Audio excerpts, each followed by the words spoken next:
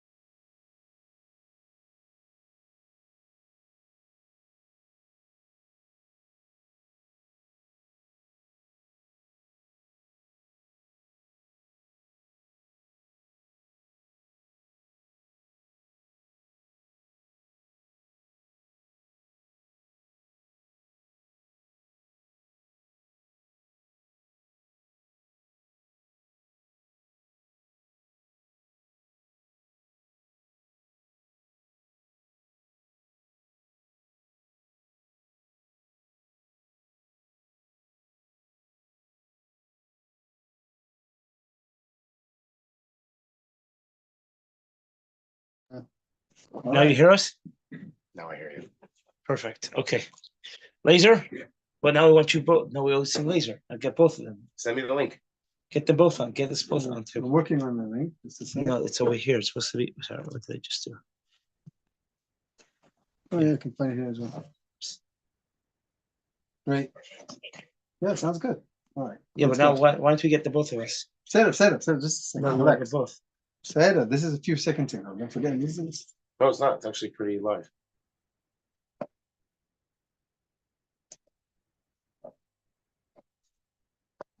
This is what it looks like on YouTube. yeah. This is what. Yeah. There's two ways that I'm not really sure. Let me send. First, I'll send you the link. I'll send the link from my phone No, it's the YouTube link. on YouTube. Okay. Come on, man. Come on. Get serious, man. You're sending the WhatsApp link. You're right. That was my miss seriousness. Why don't we see ourselves on the screen? We're working on it. Everything will come together. Shut the those locks. It's not like you're gonna shoot me for coming in late. I have no fucking excuse me. No cursing on public Okay. forum. Definitely. Wait, it's all being streamed live from this phone, so it should be The Zoom is being streamed, but the from Zoom, here. Yeah. So So then it should be able to do double screen. from the Zoom. Okay. So how did we do before? Like that. Uh-huh. Now it should be double zoom. Yeah. What'd you touch? I don't know. That should be working now. All right. Press restart. Boom. Start. Restart the video. From the beginning. No, it's like why is it not seeing us now? Why aren't we live now? I don't know. I hear you in my ear. Do you see us on YouTube? Click open I YouTube. didn't open YouTube thing because I'm on Zoom. Open YouTube things. Oh, All right, let's do this. we are live. Welcome You to could turn off this camera. the podcast of motherfucking damn man. No, why turn it off? This is Maybe it's working. three angles of us. Three people, everyone's guys. It's interesting stuff. All right, man. We want to interview some interesting people. First of all, we are the brother-in-laws, and we are not drunk tonight, even though it is Thursday night. Which is an embarrassment in its own right. that we're not drunk now. But we do have the opportunity to address a drunken individual. No, he's not drunk at all. He should be drunk. In Hebrew, we call it a sachi. I am not a sake. He seems to be, yeah, it's true. You're not a sachi, but it seems to be somewhat sachi lately. I don't know. But we'll let the introducing to Chaim. All right, Chaim, introduce your brother. Lazer, 36 years old, not married, not yet. Hashem soon. Working yeshiva Wilkes-Barre 13 years, 12 years, has saved a lot of people's, a lot of neshamas in his much years of work. He works in yeshiva Wilkes-Barre, which is made for bachrim that need extra tender love and care. And he's a specialty at what he does. He's going to break down the yeshiva and the method that the yeshiva works to help us put this whole thing together. Lazer, go for it. Introduce yourself, please. Wow. So first of all, we have to realize that this is very delayed on the live Zoom. Said, of course. But what do you think? You can see yourself. We're not professional. This is our No, first but even if it's always going to be delayed what you see. Okay. Break it down. You're gonna have to ask questions in Yeah, order for me definitely. to. First, how did you find yourself? Because you were in such a yeshiva. Which yeshiva did you learn? No, I learned in regular mainstream yeshivas. Growing Yeah. up, I finished the system. You Almost finished the system. did you, how do you say, sigsug, how do you say in English? Sigsug means I to, don't know. okay, I told you sachi. He's a sachi. a bit. To sigsug means to, let me look it up. Chaim. First of all, you should have lots of success in your private matters and your public matters. Oh, man. You should have good fun in Israel because this was a good place to have fun. It I'm is. gonna look it up. Sigsug. Let me see how you say sigsug in English. But we want you to sigsug. In other words, were you enjoying it? Were you enjoying the regular yeshivas? Were you doing? I don't know that I enjoyed regular yeshivas. I was just there. Okay, but you were participating. Depends what you consider participating. Had fun. Yes, I definitely had fun. Yeah. Definitely chilled with a bunch of guys. I was in and out of it. I wouldn't be honest with you, to be honest with you. I don't mean in and out of yeshiva, but in and out of like sometimes more involved, sometimes less involved. Mhm. But that doesn't really have anything to do with. No, it has nothing to do. Of course not. Nothing to do with Obviously. how I ended up doing. What How can you think? Explain. How can you think it has nothing to do? Because obviously the regular system wasn't perfect for you. No, meaning in other words, I don't. You're right. I definitely see. There's definitely probably somewhere a reason that correlates between the two, but I wouldn't say that I directly correlate and say because I had a horrible time in yeshiva. Yeah. Worked. Okay, it wasn't horrible. Like a lot of people when they come when they tshuva, they want to say, they never want to say, I had a bad life, it was my girlfriend threw me out, and then I did tshuva. Like, what happened with you, Eden? No, not really, but Something like that. His wife threw him out.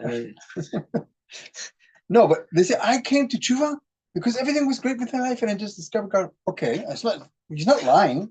It's true. It's actually, but there's also actually, true that something. I actually heard someone explain very interesting. It says in the Christian world, they say every time the Christian he found Yoshka was always the same thing. I was in a pit. I was sleeping on my own throw up, and then all of a sudden I found the light. He says the Jewish boy I had everything. I was rich. I was famous. I was partying my life away. Prosperity. I was enjoying it, but then it just at a certain point, it's like you're enjoying everything, but there's no meaning to it. That is Yiddishkeit. Now, I wasn't a loser and found God. I was a winner, but I was not winning. Prosperity. Do you think the word prosperity fits what you're doing now? Do you think your kids that you're teaching and helping out, they're getting into more prosperital? It's no such word in English as far. Come on, prosperity. You know what I mean? Sigsug means to thrive. Thrive. That's Are they going for it? They're living so it? That is actually the main goal of what we have. Our goal in yeshiva is not necessarily, not that it's not to help them in their Yiddishkeit and things like that, but the main focus of what we try to do is to try to help the guys thrive. We want them to be able to thrive as people. I suggest you move the camera so they can actually see you in the camera. Which camera? This one? Yeah. Yeah. I'm all in it, man. They can see me. I'm all man. I'm here. Yeah, I see you. I see you. Oh, this is mine, and that's Chaim. Okay. Great. Yes, so our goal actually is to make them thrive. Our goal is not to necessarily Exactly, make that's them beautiful. and things like that. Beautiful. We want them to thrive as individuals, we want them to thrive as people, we want them to also thrive as Jews, but it's not like we're sitting there the whole day and the whole focus is Yiddishkeit, Yiddishkeit, Yiddishkeit. Do more mitzvahs and you'll be Yeah, richer, whatever. meaning in other words is there is Yiddishkeit that's very involved in it because we believe that the best way for a neshama to thrive is through So if you through believe mitzvahs, we're not going to deny that, and through Yiddishkeit and connection with Hashem and connection to Rebbe and all that stuff. But that's not the only goal. A lot of times we'll have guys that will come to us and they're not interested in Yiddishkeit, but there's other ways that we can be there for them, and we try to do that. so they're like there and they're not even davening, they're not even whatever Shema Shabbos, and you're like, yeah, you're in your I mean, we with do have us. some rules about that. They can't be really breaking shops publicly, things like that. Okay, that's it, more or less. Pretty much, more or less. You can't do things like how do you say in Betzibur, how do you say in Public. no, but in the Hebrew word. Shabbat Paresia. Yes. You know, do whatever you want, but don't do it in Paresia. Not so much do whatever you want, but it's not like we're going to sit there and harass them about that type of stuff. No one's gonna catch them. Go search for them if they're smoking in the forest by themselves. Correct. In general, not. You're gonna go looking for them. Yeah. We're not looking for issues. We're Anyone looking who for wants to come solutions. in the right age can like more or less. So obviously we do a little research. Not my department, but we do a little research into the What do you want to see? There's not the buffer. drug addict, whatever. So it's not necessarily not about that so much. It's more about checking out to make sure, what's their background, just to get their understanding of what's going on. We want to check out. So, mental health stuff, certain mental health stuff we can't help with. Not that we can't help with, we can't take that responsibility. Yeah. So we have to be There's special institutions for those dudes as well. What? There's probably special institutions for those dudes who need the mental. Correct. I mean, I'm not talking about like even such crazy. It doesn't have to be like mentally unbalanced and stuff like that. But whatever, to a certain extent, we try to obviously find out. Tell me someone you didn't say. You said, "Listen, man." You tell the parents. I don't really deal with that department of accepting, so I don't know. But there's been certain cases where it's obviously we feel that it's something we can't help.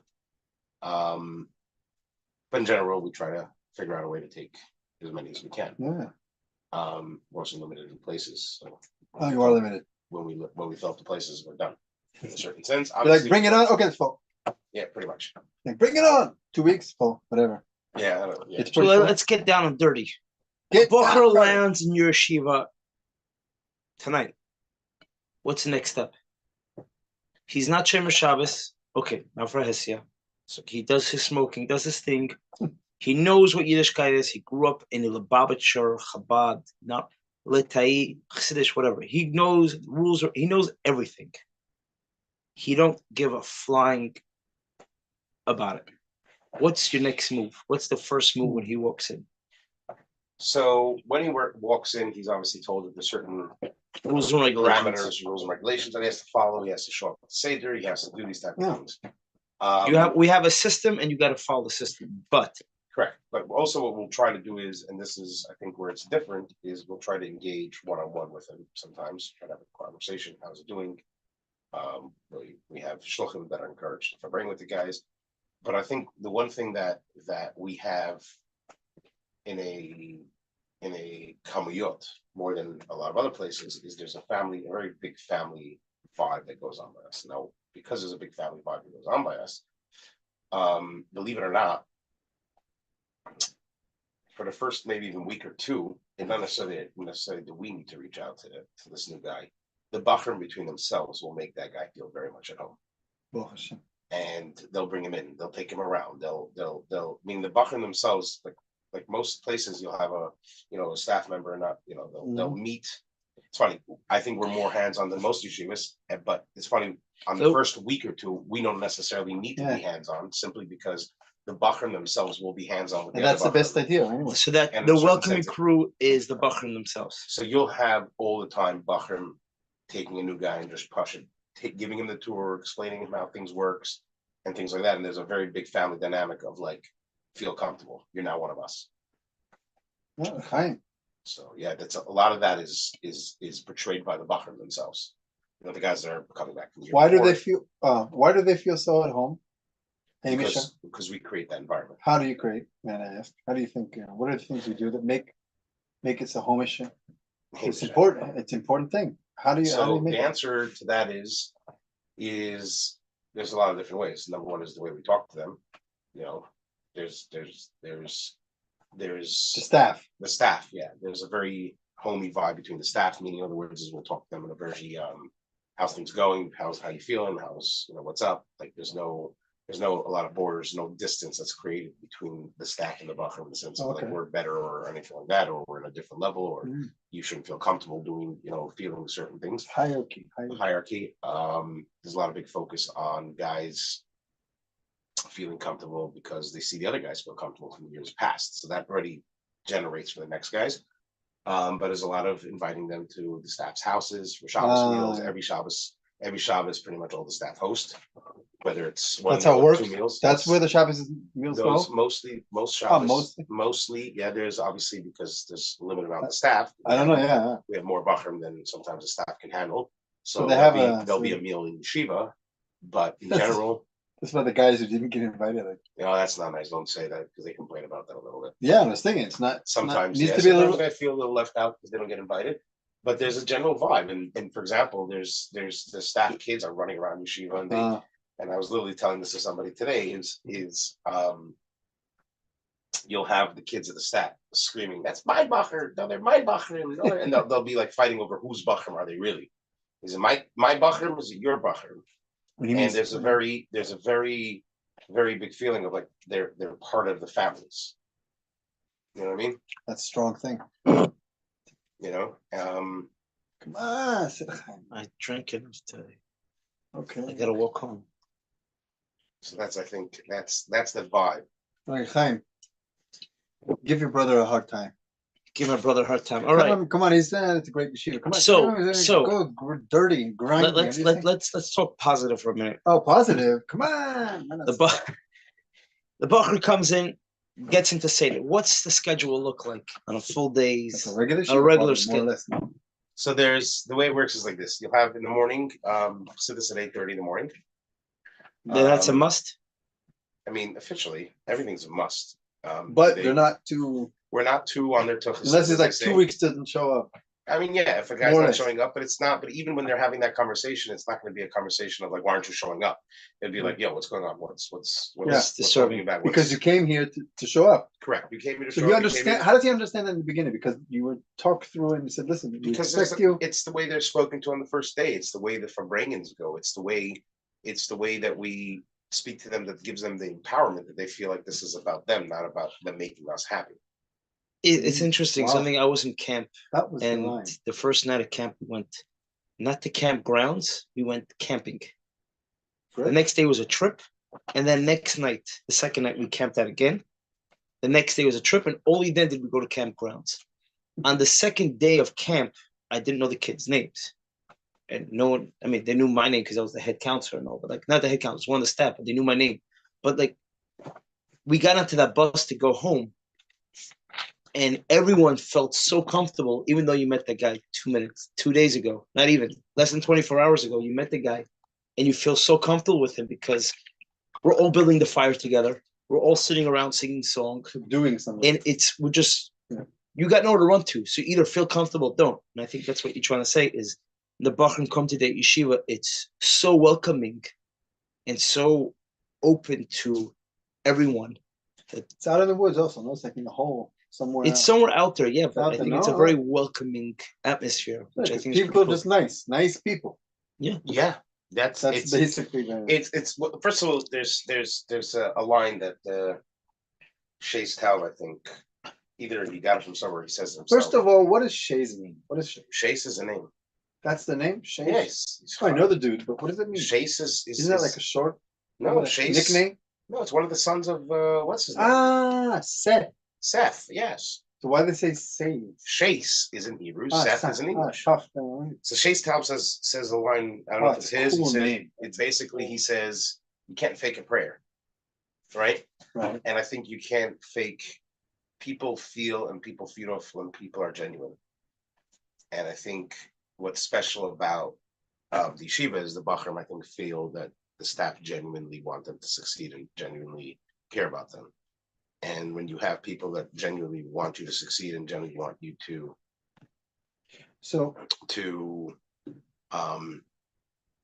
succeed, it's gonna happen automatically that people are gonna feel that, and they're gonna be tapping into that. You know what I mean? Mm-hmm. So let's come back to the Seder. Morning Seder is what? 8:30. So morning Seder starts at 8:30. Goes till 9 o'clock, 9:30, sorry. And 9:30 is a break for 15 minutes. And after that would be break 15 minutes, and then Shachas. Shachas starts at 9:45, goes till about 10:15ish to 10:45 usually. And 10:30, 10:45, yeah. Yeah, something like that. And then there's breakfast. Breakfast goes till 11:35. 11:35 they have a Seder, and they can choose whatever class they want. There is a option for proper learning like Gemara and stuff like that, or Shulchan Aruch inside. We have what we call the ALP, which is Advanced Learning Program. What's that? As it sounds, Advanced Learning Program for guys that want to learn more advanced stuff. It's guys that actually went through the shear system, they know what they're doing. No, or guys that don't and want to. What does that mean? Tosfot, in other words? Like, no, it's most of our guys are not learning Gemara and stuff like that. So what is advanced if not? So advanced would be guys that want that opportunity to jump into that. So they're not used to learning that type of stuff. Okay. Some of them, some guys are, and so on and so forth. So they'll be what's what I'm looking for. They'll be challenging themselves a little bit more when it comes to learning with that. And what if they don't want to learn Chassidus? The other things like Nikla or whatever. So there's what is like the million? So some guys learning Pirkei Avos, some guys learning Chumash, some guys learning Rambam, some guys are learning. It has to be Yiddishkeit. It's mainly most guys will be it's Yiddishkeit learning. This is your time to connect. Yes. So there's 3 Sederim that goes till about 2:30. 3 Seders. We started at 11:30. 11:35. Whatever, yeah. Sorry, 11:30 to 12:25, 12:35 to 1:30. Oh, okay. And then 1:35 to 1:40, I think. No, sorry. What? Sorry. 10 minutes. 12:35 to 1:25 and something like that. And I don't remember. And then it's 3 start. Basically 3 hours. 3:55. 55-minute start. And then there's mincha, and then they go from mincha, they have a break from basically 2:45, 2:50 till 4 o'clock. And usually every single day, pretty much, when it's not dead winter, there's a soccer game that happens at 3:05. We used to have an Israeli guy named Shmulik Greenwald that was by us, and he used to scream, "Soccer 3:05!" So it became a thing. Now, that reminds me, shoot, I didn't tell him I'm in Israel. Remind me tomorrow. I need to reach out to him. Maybe I'll go visit him. Go for Shabbos. Anyways, it's all right. 4 o'clock back to the books. Wow. So then 4 o'clock is not back to the books. There they have more options. Over there, we try to get them to. That's when they spend the time learning English, GED classes. Then they'll. What is GED? General education. Just enough diploma. That's the basic. So it's like getting a bagut in Hebrew? It's sort of like the idea of a bagut, but not an official one through a school. It's a sideline thing. But they're interested because otherwise they can become doctors. They need some this? of them. That's what they think. Yeah. So some guys do that for that reason. Some guys it's just something to. Just to get a diploma on something. Is there a proper teacher to teaching this stuff? Let's not ask such questions. The answer is how are they going to learn? Some years yes, some years not. It's a little hard. This year, actually, we had a very good program. And last year we had a very pretty decent, if I remember correctly. It was pretty decent also. Any doctors coming out of there? Any lawyers? There's still yes, we have some doctors and lawyers over the years that have come out of our out of our programs. Impressive. Very, very smart individuals that have used that GEDs and stuff like that. So they came for a year. Usually dudes come for a year too. More or less. It really depends. A lot of guys come for a year. Some guys come for 2. And then we've had guys that have been 6 or 7 years by us. Oh shit. Yeah, oh shit is right. They're not getting married. that what married, they're not getting a life. No, I'm joking. Sorry, all you guys that have stayed that long. No, I'm joking. But learning Torah is no, they're learning. But they're everyone, not. you have to understand something. Yeah. Everyone is going to take their time for them to work out whatever they need to work out, Yeah, and we're gonna. This is the place they can do it. Process, and that's the Wow. place they can do it. And that's what they feel comfortable. They feel at home. and lots of nature. So right? think about it like this. Think of it like this. It's like when it was time for you to get married. That's when you moved out of home, right? Most people, that's how it works. Mhm. Some people a little earlier, some people a little later. It's like when I'm ready to move on, that's when I leave home. For some people, they're not ready to move on, but this is their home. So they're staying there because this is my home. Where should I go? Wow. You understand what I'm By the saying? way, a lot of people coming from like broken homes, that kind of stuff. So we have 50%. I don't know what percentage wise, but we do No, have more. people coming from divorced homes and things like that. And it is their home because it's well, for a lot of them, for a lot of these healthier guys, home. it's a It's a lot more healthier home. healthier environment for certain people. Unlike what a lot of people have certain stigmas that they think is going on by us with a lot of certain things that people imagine that, oh, everyone over there is this or everyone over there is that. It's Gahafen. Everyone's individual, and each person has their own story, their own journey. life. How does their the life. yeshiva go in America? Like this kind of yeshivas. First of all, these kind of yeshivas, how many are there in America? Like a lot? In Or America, there is pretty much. I'm talking two? about in the Chabad world. Yeah. Pretty much, there's like two. Wow, it's unbelievable. How can be so many little? Yeah. So little. Weird. So I wouldn't say there's only two. There's probably five, but there's two real ones. Wow. The two real Chabad ones would be in America. I'm saying would be three. Sorry, three real ones. Okay. There's one which is us, based on Wilkes-Barre. There's Number one. That's the best one. obviously the best. There's Jets, which is Jewish Educational Technical School or something like that. Also Chabad. That's also Chabad. That's in California, run by Rabbi Schmuckler. You never thought of going there, huh? Me personally, no, far from that. And then there's one called TAG, which stands for Terra Sudden, and that's run by three good friends of mine, and that would be Lev Blazinski. Well, really started by Isaac Hanan and oh my God, Zalmi Roxon. My brain just went. It's 2:30. But they were all based out of and they used to work. They used to work in Jets. Yeah, that's they used what I was to work in Jets, and then they shifted. They left Jets and they shifted to do their own thing. Wow. where are they now? And they're in Florida, in a place called Cooper City, Florida. And Cool. they work together with, and then Levi Blazinski just joined them a couple of years ago, and 2 years ago, and they have that school, and they work together with a guy named Rabbi Pini Andruzier, which basically hosts them in their Chabad house, and they work together. He's not. I mean, he's part. I don't know exactly what he does in the school officially, but he's the father of the institute, like in a certain sense, but I don't think he's involved. not him specifically, but the institute is under his. It's under his auspices. That brings me to tuition. In Israel, these kinds of yeshivas, there's a few, also not too many, but Israel, like New Jersey. No, my kind. So yeah. Anyway, in Israel, the tuition is very low. Correct. Because Israelis are like Can't afford anything. Yeah. And the government pays for most of it. Yeah, I don't know. It's not bad. Like the government helps out for sure. In America, the whole thing about education is very tough. So it's a good question. So funny. Obviously, today I had two meetings with two. Today I had two meetings with two fellow mechanchim that are in very similar business as us. One of them is a sister school of ours here in Yerushalayim. Mayanot? No, Mayanot. Although I did have today a meeting with the Mayanot guy also. I don't know if it was a meeting. It was more of like a cordial meeting. Yeah. But no, it's a yeshiva called CBA, which is Chabad Boys Academy, which started in New York, and then eventually the older division got shifted, which is really the only division that exists now. Older? It was more, yeah, I mean, it started with younger guys, but like now it's more 17, 18-year-olds. And it was started by two wilks alumni, shluchim. What did you say? Two alumni, meaning they were by us as shluchim. Wilkes-Barre alumni shluchim, and it's still run by one of them. But what is it? First of all, what does alumni mean? Alumni means people that have learned by us. People that have learned by us and Muslim. So it's run by a great guy named Judah Lipkin. He's a Wilkes alumni. He's a Shliach by us, and he now runs it. You want to podcast me, and then you start getting on your phone, huh? Same as you. Yeah.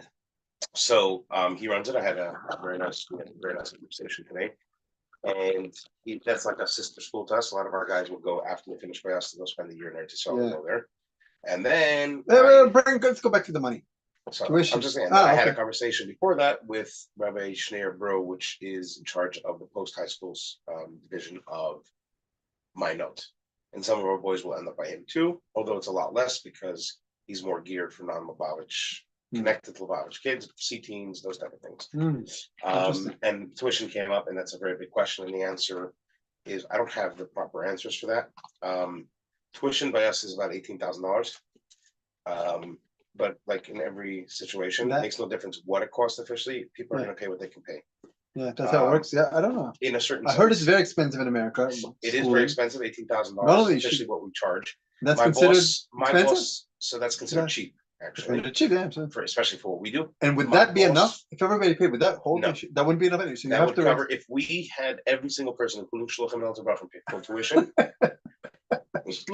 Meaning the Shluchim Bacher. Yeah, okay. Yeah, they don't pay tuition. Maybe they don't, but I'm saying if they had it, it would still only cover 2/3 of our budget. Wow, so you need to like raise. We need to raise every year at least pretty much half of our budget, at least, if not more. Which is roughly our budget is about 1.5. So because right now we bought a new building a couple of years ago. We're fixing things up, we're putting things in, we're really working and making sure the buffer have good dashboards. Wow.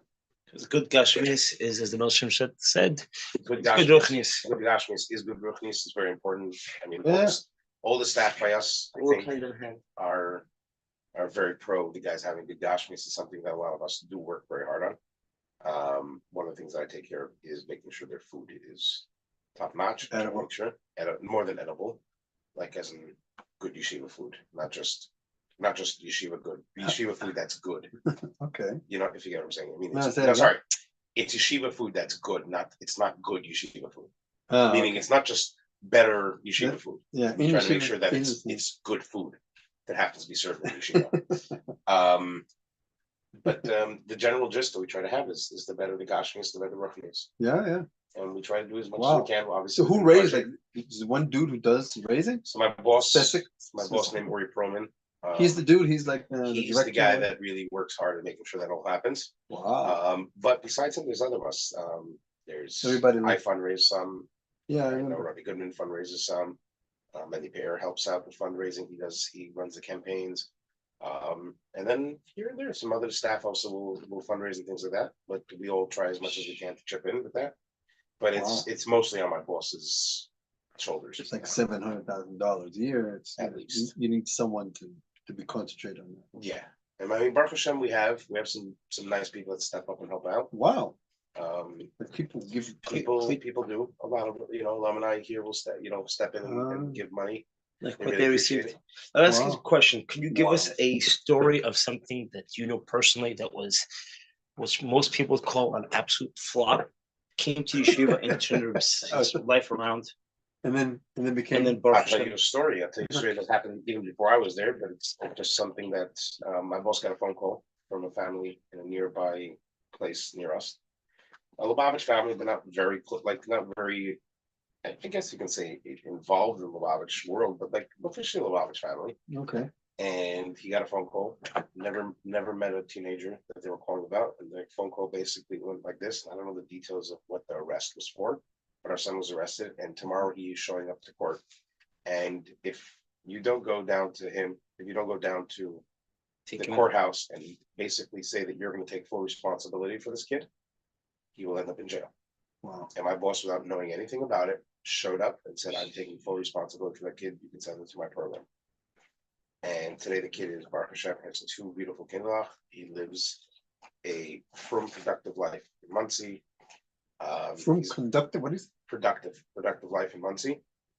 He's had his ups and downs since, and he works very hard on himself, and he really pushes through.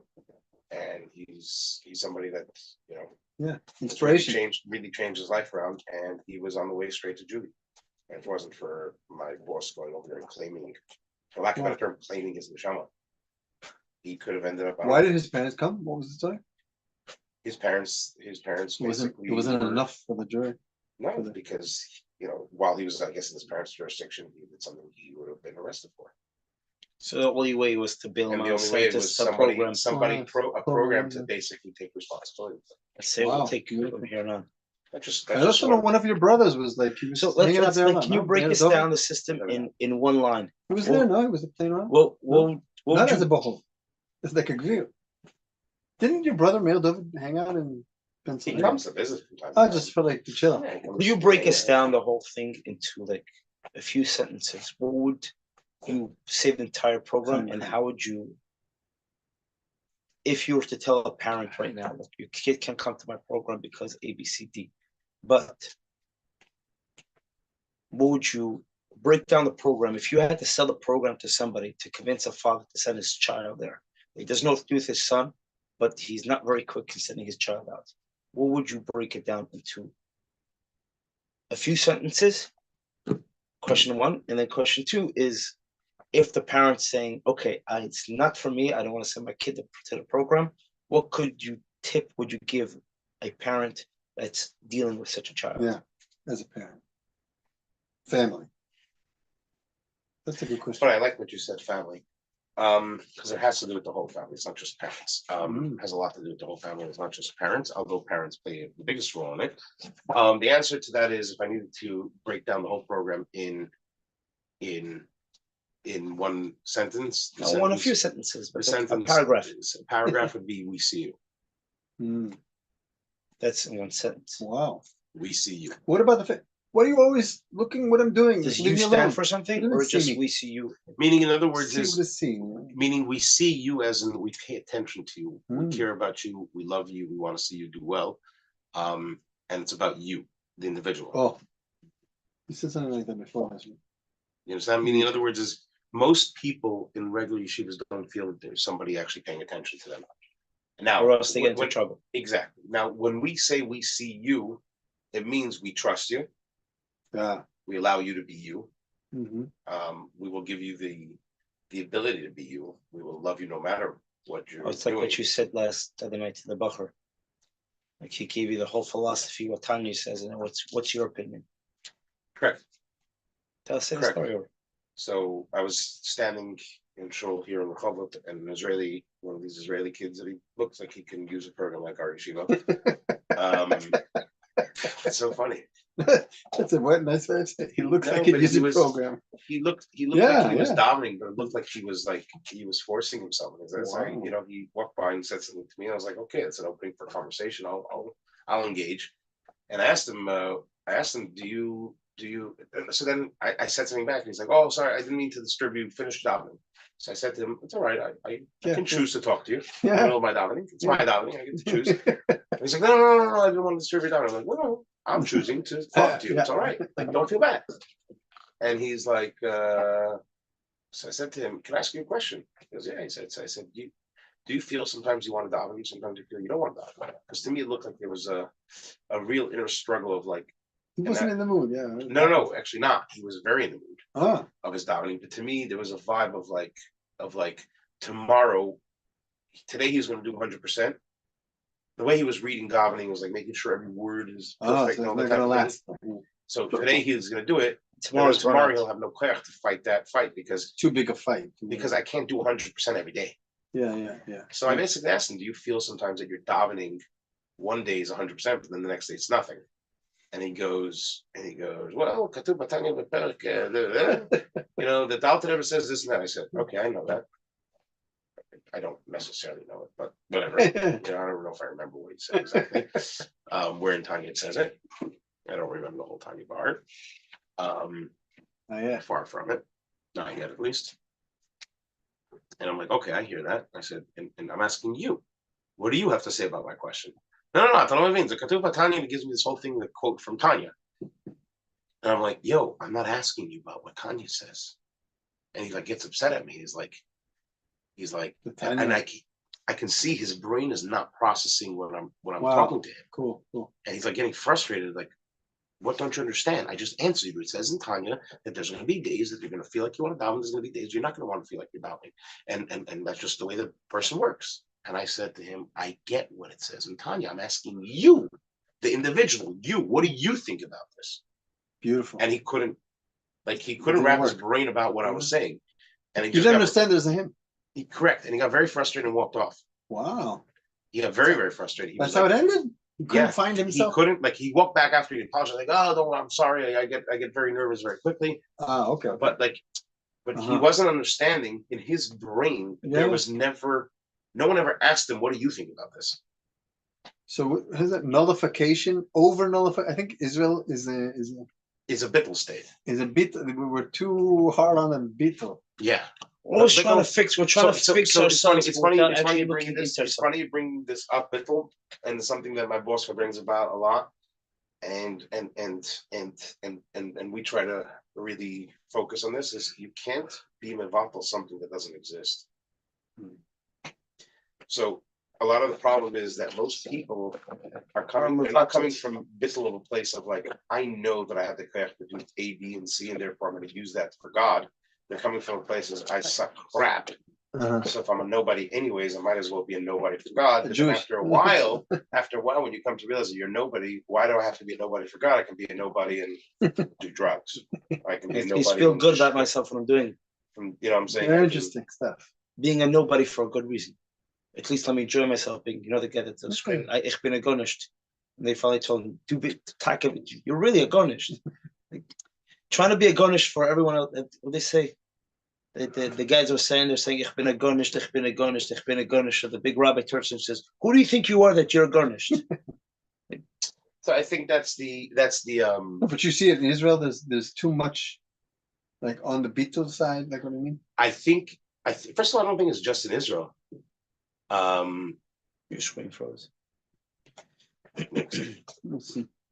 I don't think. Last time we were running around the car, we had like 10 people watching, right? Now let me see. I don't think anyone's watching. 3. We have 3 people watching us. Everybody do a like. First of all, we need to project ourselves into the void and light it up with the light of the truth. What is you turn off? The truth is, we are too nullified. I'm back on. I think it went to driving mode for some reason. And now we don't have all 3 of you. This one, yeah. He's also this. No, This So, is like the answer is I don't think it's just in Israel. I think maybe in Israel it's a little bit more of a focus. Why? First of all, why? Why? Because the misunderstanding of what bittul means. Terrible. Why in Israel they misunderstand it so easily? You want to know my opinion? Yeah. Because you guys are a bunch of hot-headed, strung up pieces of crap. Strung up? What does that mean? Like, what does that mean? Strung up is, I don't know how to give me simple English. High strung. We're busy not being killed. Correct, and I'm not blaming. So therefore we're in survival mode. We're in survival mode. So a lot of it is survival mode, and I think a lot of it is misinterpreted. Yeah. I think it's a lot of misinterpreted concepts that came from the Russian Chassidim. A lot of They came to Israel more than America. And yes, because you have to understand something. In America, when Chassidus was mishalev together American and Russian cultures, there was a lot of toning down that was done for the good things, but there was a lot of toning up that was done. American kids have a lot more koyach in a certain sense. Yeah, they have more breitkeit on certain things. Definitely. I think in Israel, the shilov happened between the Russian and the Israeli, and because Israeli is very like, and again, it's not like I've thought about this a lot. But communism is a very miflagot. Wow. So you have to be part of a miflaga. You know what I'm saying? You have to be part of the communism thing. Like communism and this, and each person has to have a right. So for example, you'll find that it says in Tanya. Well, it says in Tanya. Tanya is a good. Another guy says it says in the Kutim Aran, but no one has my personal opinion. There's nobody thought for a second. Nobody stopped for a second to think. Okay, but what do I feel about that? What do I think about that? Well, Baba Sali says, and Avad Yosef says exactly. Baba Sali says, Avad Yosef says, and Rabbi Gulchovsky says, right? And there's everyone. And this guy says, and the Rebbe says. Did that happen before? I asked him what's going on with the army. That's why I'm saying that. You noticed it. You didn't say anything. No, I'll tell you why. Because that's my opinion before, and then we went. No, I'm saying and don't misunderstand me. You're allowed to quote. You're allowed to quote. You don't have to have your own opinion. You can say I don't have an opinion, But I think there's a little bit of a lack of their own opinion. It's not, the problem is you don't have to have an opinion necessarily, but you also have to know that you could have an opinion if you need to have an opinion. You could also have an opinion to realize, and you could also have an opinion that I realize that Terry knows better than me. But you have to come to a place where you understand that. It has to be you understanding that and not you being told that. Correct. You Correct. And saying correct. So there's this idea of Nasa and Nishma, right? You have to have Nasa and Nishma. That's why we got 2 crowns, not 1 crown. Yeah. Because Nasa you don't get a crown for. You know what I'm saying? I mean, Nishma, what are you getting a crown for, Nishma? Yeah. You should get a crown for Nasa. Because we said Nasa first, what are we getting to? And the answer is, Rebbe explains, because you have to have Kabbalah's oil with understanding. And the ultimate is when you be the proper shield. That's true faith. Yes, it has to start Can off. God be proved? Let's go like philosophical for a moment. Don't know. Because Chabad philosophy is not, But I don't think that's a topic right now. Let's go back No, to no, what I was- said that. No, I we'll wanna- get to that. I air understand it out. that. I I wanna understand air it that. out. But let's get back to what you were saying before concerning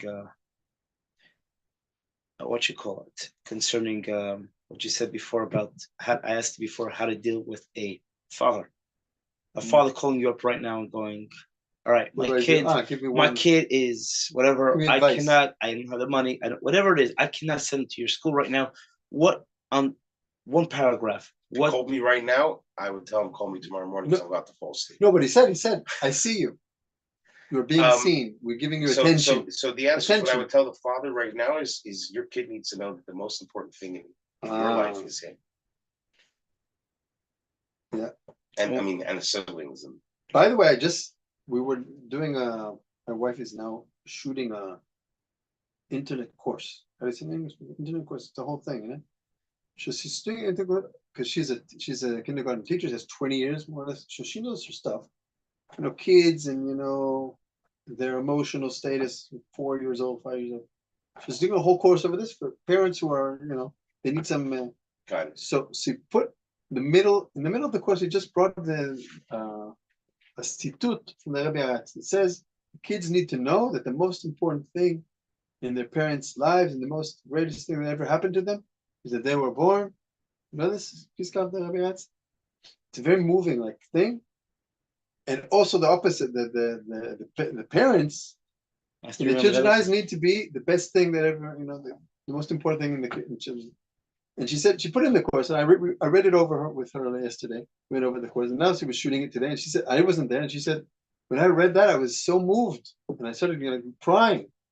That's the real part of the course. That's the main, that's the one whole course in one line. Yeah. She didn't realize it until she was actually shooting the thing. What was this course about? Oh, it's about that. So he just said it also. So Lazer, let's call it 3 o'clock in the morning over here. Let's call it a night. Yes. Let's wrap it up in 5 minutes. Let's take the. You already wrapped it up. Now you wrap it. What would be your last? What would you wish? It to close yours besides for closing your school because they don't need it, not because they need it. It's funny. I one time. Or what would you say to other schools that are? So I'll tell you normal schools. So I'll tell you a story. I tell you a story that I repeated the past 2 weeks because this happened 2 weeks ago. One of the students we have us in yeshiva is his grandparents. He's from out of town. His grandparents literally live right next door to my parents.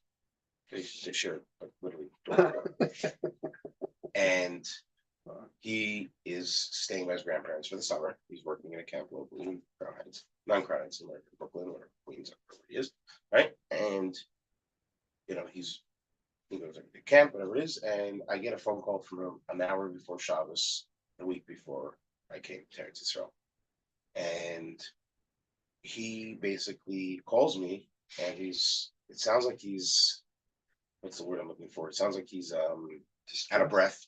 Distressed. Sounds distressed, but not in his voice, just it's like out of breath. I'm like, okay. and I know he's away for Shabbos. Panting. Not panting so much, but he's a little out of breath. And I know he's away for Shabbos, and he tells me, Lazer, I need you to do me a favor. So right away my heart dropped a little bit, and I'm like, yo, what's going on? I thought maybe something happened to his grandparents. He wants me to go check on them or something. And he goes, I said, is everything all right with your grandparents? He goes, no, they're away for Shabbos. Everyone's good. So I said, what's going on? And he said, I need to do a major favor, and I'm sorry I'm asking you this, but I forgot to take out the garbage. and it smells. And I want to know if you can take it out before Shabbos. It doesn't sit there till Sunday till I come back from where I went for Shabbos. And I thought for a second, I'm like, yeah, just send me a text 5 minutes or 10 minutes before Shabbos, and I'll Get to it. I'll take it down when I go to shul. Take care of it. And he's like, thank you so much, appreciate it, right? No problem. Just happened 2 weeks before I came here, actually. Oh, you were, you know. 2 weeks. And I'll say something after that also.